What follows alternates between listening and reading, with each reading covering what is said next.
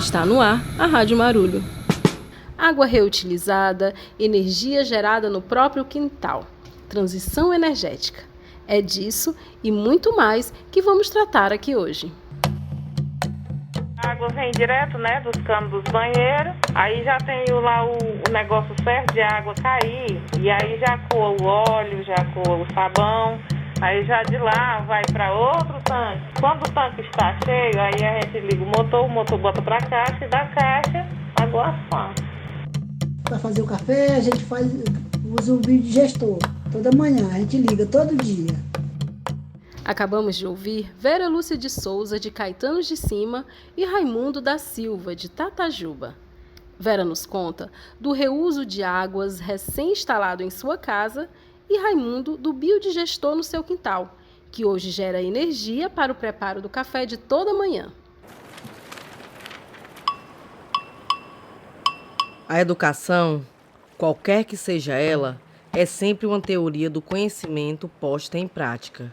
Pedagogia da Autonomia, de Paulo Freire.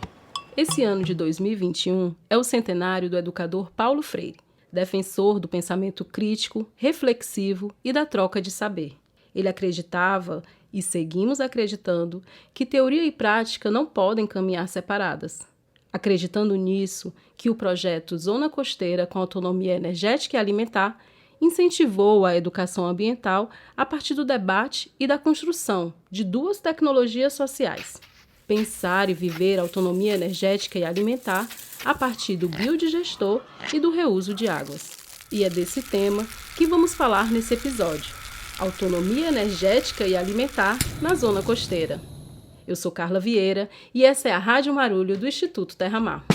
Vamos refletir sobre a experiência que aconteceu em duas comunidades da zona costeira cearense. Caetanos de Cima, do assentamento Sabiaguaba, que fica no município de Amontada, e a Resex Prainha do Canto Verde, localizado em Beberibe. Atividades conjuntas entre moradores e escola e as organizações Cetra e Terra Mar, com apoio da Fundação Rosa Luxemburgo e da Sociedade Sueca de Proteção à Natureza. Alexandre Carneiro, assessor de campo da Terra Mar e coordenador desse projeto, faz uma reflexão sobre educação, comunidade e a pedagogia no fazer. Para a gente falar sobre a interação com as escolas, a gente tem que voltar um passo atrás. É uma estrutura pedagógica extremamente contextualizada, freiriana, e sempre pautando a questão da educação emancipadora, porque já é uma construção histórica, tanto da escola juntamente com a comunidade, como também com os parceiros, E pensando nessa perspectiva da educação, de transformar a transição energética em um processo educacional também, tanto para a questão social, o ambiental, do debate, da conscientização, do empoderamento dessas futuras gerações, como também não deixa de ser uma experiência do campo da física, da química, da biologia. Então a participação vai se dar nesse âmbito de formulação científica mesmo, como também vai se dar na técnica de construção. Vai se dar para os alunos, para os pais dos alunos e para o corpo docente. Como a gente tem o envolvimento das famílias, a implementação da tecnologia social ela não vai acontecer na escola, ela vai acontecer na casa de famílias que tem uma relação muito próxima com a comunidade, a associação, com a escola, e essas famílias que estão recebendo essa tecnologia social, o reuso de água e o biodigestor, elas estão recebendo e a contrapartida que elas vão dar é abrir os seus quintais para que aconteça o processo de construção de saberes, tanto com a escola, como também geral com a comunidade. Mas o que são tecnologias sociais?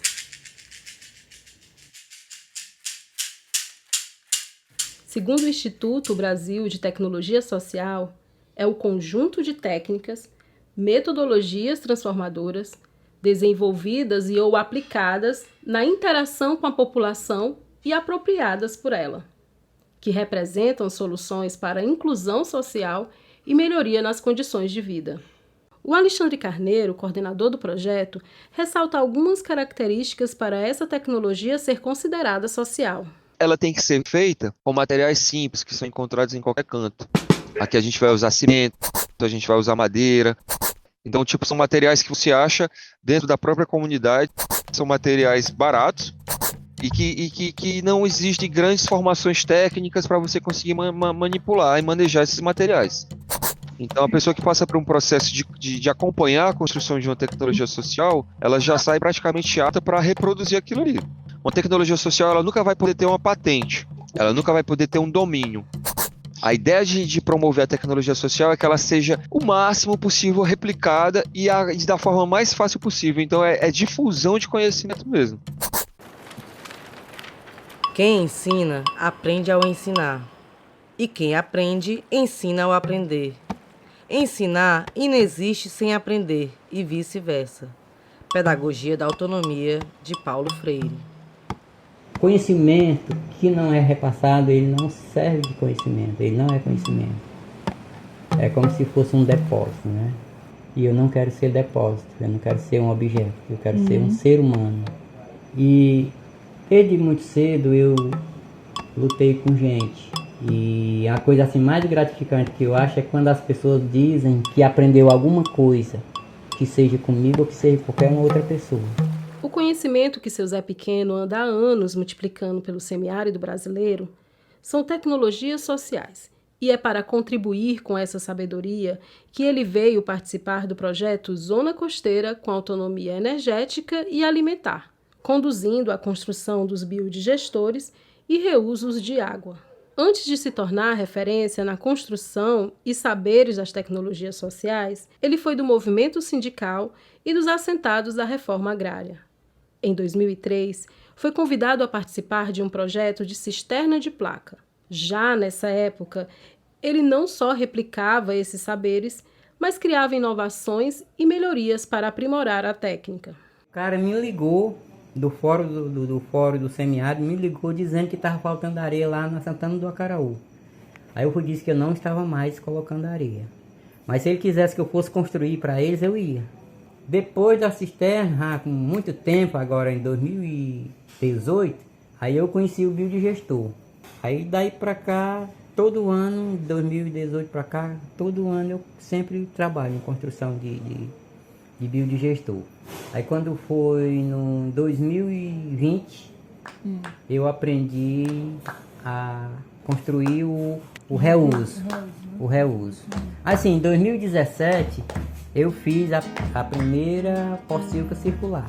Mas foi uma coisa minha que passou pela minha cabeça e eu fiz, né? Quando o Alexandre, do Terra Mar, passou por lá, aí ele achou muito importante, porque com a pocilga circular, os animais têm condição de vivenciar ali melhor. Em Caetanos de Cima e na Resex Prainha do Canto Verde, não foi diferente.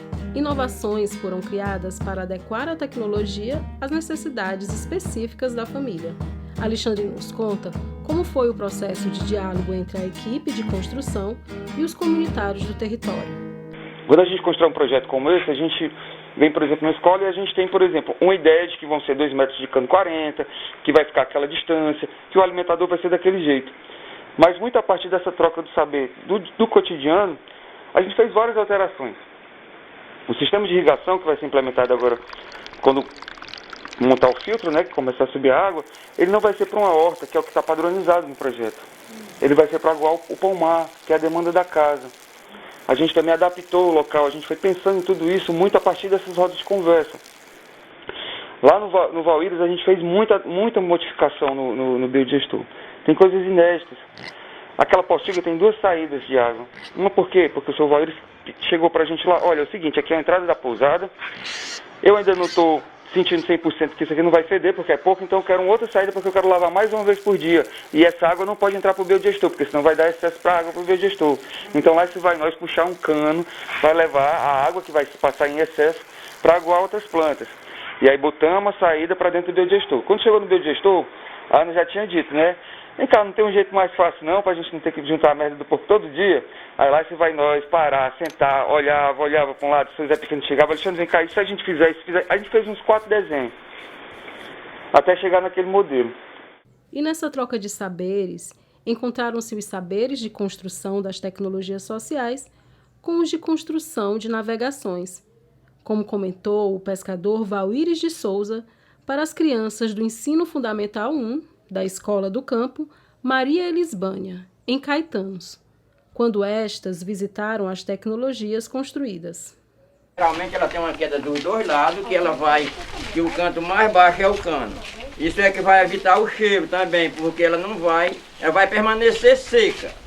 Tem uma comparação que eu falo, já que é muito parecido com as navegações que a gente tinha antes. Tem as canoas, e o espaço dela da gente, onde a gente dorme, a gente chama baluado, que é a parte do meio mais alta e as partes das bordas mais baixas, um pouco, questão de 1 ou 2 centímetros, porque para não ficar água empoçada, para ela não pingar lá onde a gente dorme, para a comida e tudo.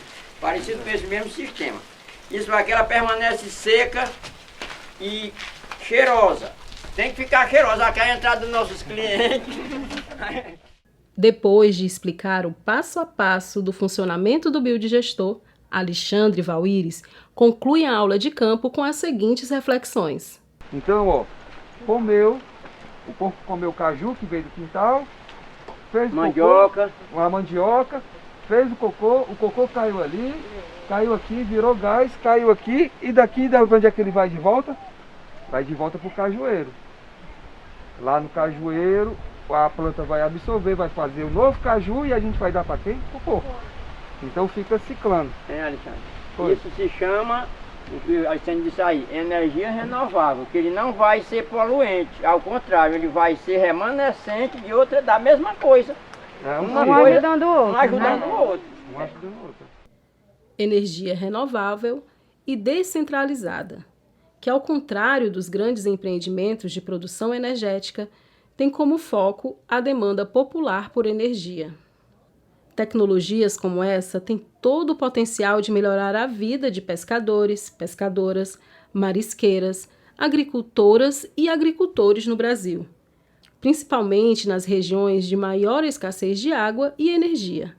Podemos citar as cisternas que, com a atuação da ASA, Articulação Semiárido Brasileiro, garantiu acesso à água colhida da chuva para mais de 5 milhões de pessoas no semiárido nordestino. A estudante do 9º ano, Luzia Soares, da Escola Bom Jesus dos Navegantes, que fica na Resex Prainha do Canto Verde, relata sua experiência ao conhecer as tecnologias sociais e faz uma reflexão interessante. É muito importante, até porque a gente depende muito desse negócio de gás butano. Já com o gás da produção dos porcos, engaja muito mais aqui do que esse gás butano, que é muito caro, e a vida na pesca ultimamente não está dando muita renda. Aí com essa produção de gás, aí criava os porcos, ainda ia ter como enriquecer mais as plantas de vitamina usando o chorume, e em cima ainda lá do negócio onde está fazendo o biogás, ainda dá para fazer uma horta, entendeu? Aí sai um preço mais barato do que estar comprando gás todo mês, e ajuda na vida de pescador. Lá em casa, a gente não usa muito gás, mas usa que tem que comprar quase todo mês. Aí, como lá já tem os porcos, e o seu Zé Pequeno disse que não é necessário uma grande quantidade de fezes para fazer o gás, já se encaixa muito, porque lá é 6 porcos e 2 pequenininhos.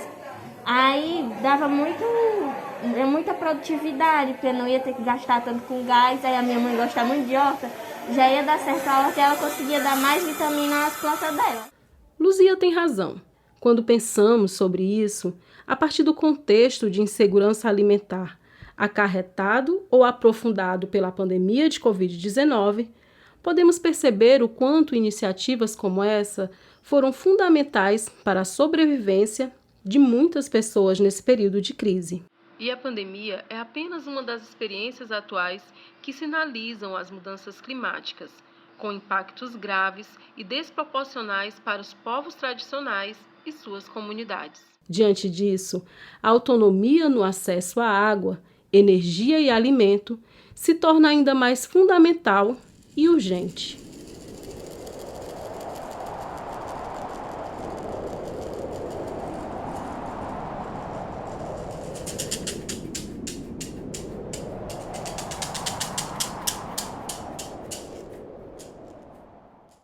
Nos interessa os corpos sementes que se plantam no quintal de casa, que não apenas brotam, mas transbordam, extrapolam, sementes que brotam em solo fértil e nos terrenos áridos, exploração de luta, de uma marcha para a vida. E disso também iremos falar, mas devo avisar a vocês que estejam atentos. Cuidado com o mundo. Ele está cheio de cães ferozes e nós aqui estamos desprotegidos. Companheiros de muro, companheiros de tijolos, companheiros de pele. Dessa proteção, ninguém tem. Os cães são animais ferozes que fedem a morte. Eles latem e mordem até que sua ideia desapareça. Se ele te morde, ele te mutila. Te mutila a coragem, o desejo, a vida. Quantas vezes somos mutilados diariamente? Quantas partes de mim ainda faltam? Quantas partes de nós ainda faltam? Até onde a gente aguenta? Até onde podemos ir? Margarida contra cães. Margarida contra a morte. Margarida contra tanques. Este é um trecho da peça Margarida contra Tanques, do coletivo Inflamável, grupo da periferia de Fortaleza. A peça foi feita em homenagem a Margarida Maria Alves, liderança rural de grande referência nesse Brasil afora, e a todas as margaridas, sementes de luta pelos direitos humanos e da natureza. Os cães que latem se apresentam de diferentes maneiras pelo campo do Brasil, mas sempre têm em comum o olhar voltado para si, a indiferença em relação aos povos que habitam os espaços que lhe interessa possuir e explorar. A chegada a atropelo, os discursos venenosos, as promessas vazias. Aqui nos interessa identificar promessas vazias, como a transição energética que não considera os povos, e caminhos alternativos que são criados pelas pessoas sementes, por uma transição energética justa e popular. Valíris e Alexandre apontam o que é necessário para essa mudança no rumo das políticas energéticas.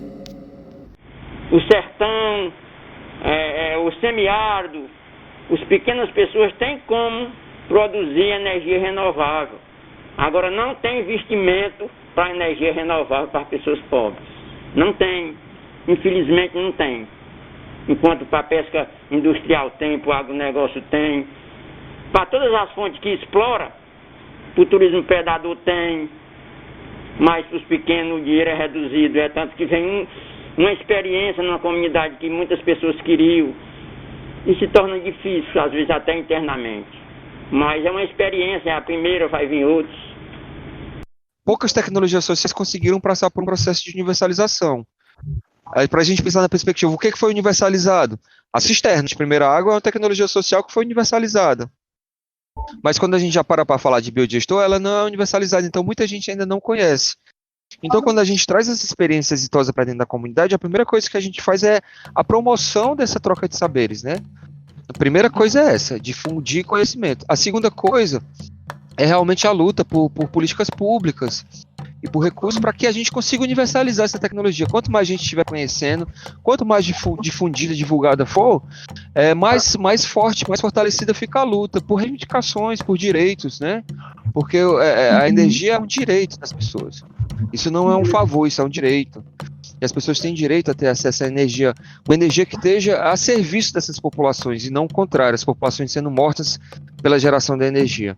Rogéria Rodrigues, coordenadora de campo do Instituto Terra-Mar, complementa, fazendo uma análise crítica da matriz e política energética atual. Para nós do Instituto Terra-Mar, no campo das energias renováveis, não existe energia limpa de fato. Afirmamos isso porque, para a montagem de cada uma dessas tecnologias, são demandadas componentes que, na maioria das vezes, virão da mineração, né, da exploração de determinados grupos de seres humanos para a sua produção.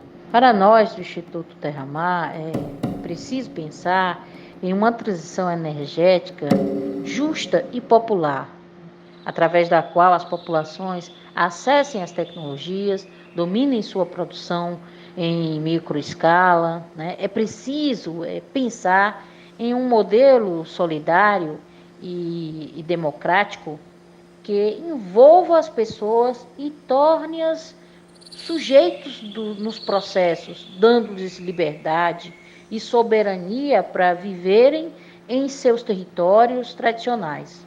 Afinal, não podemos perder de vista que todos os modelos de produção da matriz energética atual trazem o racismo ambiental em sua ação direta. Aí, quando a gente traz essa questão do racismo ambiental sobre esses territórios, né, ligada a esses grandes empreendimentos, você percebe que isso não vai acontecer com as pessoas ricas, né? Você não tem uma pessoa rica ou de poder aquisitivo melhor que tenha sido deslocada do seu território, né? Tenha perdido a sua relação com a sua ancestralidade, né? Com a terra, com a vida, com o modo de vida desse lugar, né? E que tenha sido atingido dessa forma como as populações tradicionais têm sido atingidas. É essa relação, essa forma de chegada, né, de racismo ambiental que se coloca sobre essas comunidades que geram os grandes territórios de conflito hoje. Depois das eólicas e cassinicultura, o solo salinizou e os lençóis freáticos foram rebaixados. As lagoas que tinha de água doce foram aterradas e as que restam estão secando. Ninguém tem mais peixe de água doce, que era alternativa ao peixe do mar. Cleomar Ribeiro, marisqueira e liderança quilombola do Cumbe, relata sobre os impactos e procedimentos tão pouco falados dos parques de energia eólica. Eu lembro, né, no processo da eólica, a instalação da eólica aqui na comunidade, e que fomos a primeira comunidade, né, ver por trás dessa eólica, por trás dessa energia limpa, né, que se trazia esse discurso, trazer, né, a sujeira que tinha por trás, né, e que virou nossa vida, né, aos avessos. Eu fiquei chocada, assim, a primeira imagem, né, dessa construção, e eu não reconhecia meu território. Isso feria, né? Fere muito, porque você não é consultado de uma invasão tão agressiva, né, a nós povos, a nossa comunidade. Então, assim, a comunidade quilombola do Cumbe, né, nós somos abençoados por um aquífero, que desde a década de 70 a gente abastece todo o município, todas as regiões. Então, vem dessas dunas. Elas são conservadoras dessa água. E você imagine a instalação desse parque eólico, a agressividade a essas dunas, lugares onde nossos ancestrais ali habitaram. Olha, você tem a ideia de uma violência, né, de ser tirado ali os restos ancestrais e colocado concreto, as nossas lagoas sendo soterradas. Eles vêm muito sutil. De início, a gente vai para as dunas, só vê demarcação, ninguém sabe o que é, o porquê é que está aquela demarcação. Então, eles já planejam nossa vida, nosso rumo de vida, né? E o domínio que eles querem, então, tipo, tira nós dos nossos espaços, né? Como a vovó Ventania atrás, eu já estava instalada, né? Nós fazíamos nossas barracas para nós vender lanche nas dunas, nas lagoas, nos períodos, e a eólica tirou, né? Nos tiraram de nossos espaços. Ali eu já estava também, né? Justamente quando a energia eólica se instala aqui no Cumbe, né? Não mostrava impacto. É tanto que todo mundo enchia o peito, que era uma energia limpa. Essa energia passa nas nossas ventas e ninguém sabe o destino dela. Nossa energia cara, sem condições de pagar nossa energia, e a energia aí. Uma comunidade, né, uma comunidade que produz energia, né, digamos assim. E essa energia, nós temos acesso? Não. Essa praia é nossa! Essa praia é nossa! Terra é para quem vive, cultiva e preserva! Terra é para quem vive, cultiva e preserva! Fora eólica do nosso território! Fora eólica do nosso território! Energia para quem? Energia para quem? Projeto limpo para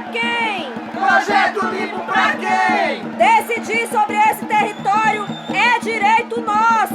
Decidir sobre esse território é direito nosso. Então a gente faz esse movimento de denúncia desse modelo energético centralizado que está colocado pelo grande capital. E além do processo de denúncia, a gente também faz o anúncio, a gente também defende um modelo de produção de energia.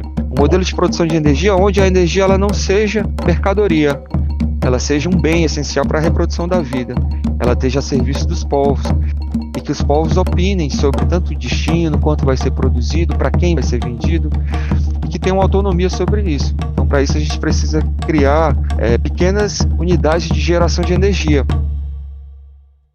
É isso, Alexandre. Energia a serviço dos povos.